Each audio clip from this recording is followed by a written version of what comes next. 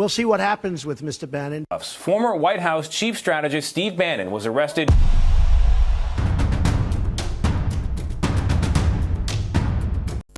He's been called a genius, a villain, a political disruptor, the man behind Trump's 2016 shock victory, yet later exiled from the White House. To some, he's a visionary. To others, a dangerous ideologue. This is the story of Steve Bannon, former naval officer, banker, filmmaker, media mogul, and political architect. Stephen Kevin Bannon was born on November 27, 1953, in Norfolk, Virginia. Raised in a blue-collar, Irish Catholic household, Bannon was instilled with a strong sense of nationalism and faith. He attended Virginia Tech and later earned a master's in national security studies at Georgetown. In the Navy, Bannon served aboard a destroyer and worked at the Pentagon with the Chief of Naval Operations. This experience deeply influenced his worldview, especially his views on globalism, power, and American dominance. There, he rubbed shoulders with powerful elites, yet grew increasingly disillusioned with the globalist mindset. He left to form Bannon & Company, a boutique investment bank that struck gold when it helped broker deals for media assets. Bannon's firm earned a stake in the hit show Seinfeld, making him wealthy without ever writing a script. Ironically, that sitcom funded his next chapter, not in comedy, but in culture warfare. Bannon turned to filmmaking, producing documentaries like Generation Zero, which argued that America was on the brink of collapse due to moral decay. His work combined economic critique, nationalism, and fear of cultural erosion. These films attracted conservatives who felt abandoned by mainstream politics and caught the attention of rising figures on the right. In 2012, Bannon took over Breitbart News after Andrew Breitbart's death. Under Bannon, the site transformed into a bombastic, often incendiary platform attacking liberal elites, the media, and immigrants. He referred to Breitbart as the platform for the alt-right, though he later sought to distance himself from white nationalist associations. The site was divisive but powerful. In 2016, Trump's presidential campaign was struggling. Enter Bannon, hired as campaign CEO. He weaponized outrage, amplified cultural grievances, and reframed Trump as the champion of forgotten Americans. Bannon's strategy focused on battleground states, anti-immigration rhetoric, and relentless attacks on Hillary Clinton. Against all odds, it worked. Trump won. Bannon became chief strategist, a role of immense influence and controversy. Inside the West Wing, Bannon pushed for a nationalist economic agenda, withdrawals from global treaties, harsh immigration policies, and deregulation. But his aggressive style clashed with other aides, including Jared Kushner and H.R. McMaster. Leaks, infighting, and media scrutiny escalated. By August 2017, he was out, blamed for chaos and division. Trump publicly humiliated him, calling him Sloppy Steve. Bannon didn't disappear. He launched efforts to support far-right populist movements across Europe, from Italy to Hungary to Brazil. Back home, he started the War Room podcast, a hub for MAGA loyalists and conspiracy theories. In 2020, Bannon was arrested on a yacht, accused of fraud in the We Build the Wall campaign. He was later pardoned by Trump, but the scandal left a mark. Steve Bannon remains one of the most controversial architects of the new American right. He's not a politician. He doesn't hold office, but his fingerprints are on some of the most significant political shifts in the last decade. From culture wars to economic nationalism to media distrust, Bannon's playbook lives on. From Wall Street to war rooms, from the Navy to navigating political storms, Steve Bannon's story is a reminder that the most powerful forces in politics often work behind the scenes. If you want more deep dives into the people behind power, like, comment, and subscribe.